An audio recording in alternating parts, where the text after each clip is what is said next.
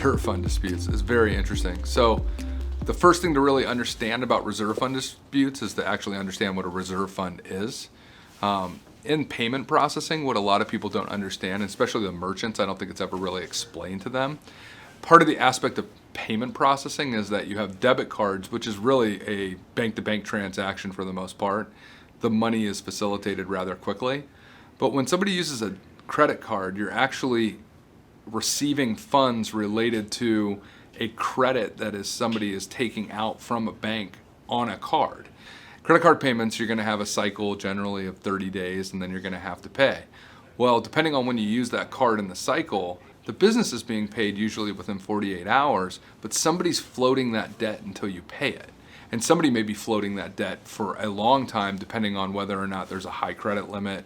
So the thing that gets missed by a lot of merchants is that when they're entering a merchant application, they're actually making a credit application. So they're receiving credit to get funds far before they could. Because of this, sometimes there's a risk of loss.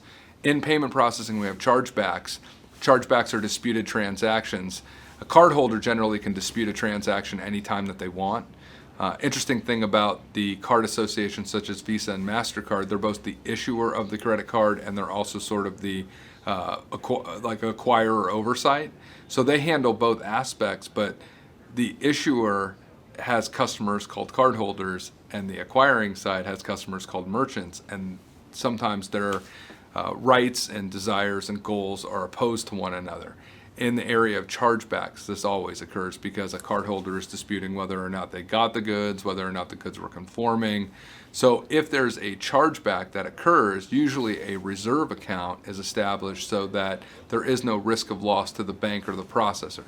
So the way reserve accounts are usually funded, they're not funded all at once, but a merchant who needs a reserve account because they may be more high risk, the merchant will get some sort of notification from the processor, and the processor will tell them, hey, I need to scrape off a certain percentage of the net proceeds that are going to be generally made available to you so that we can put these over here in a reserve account.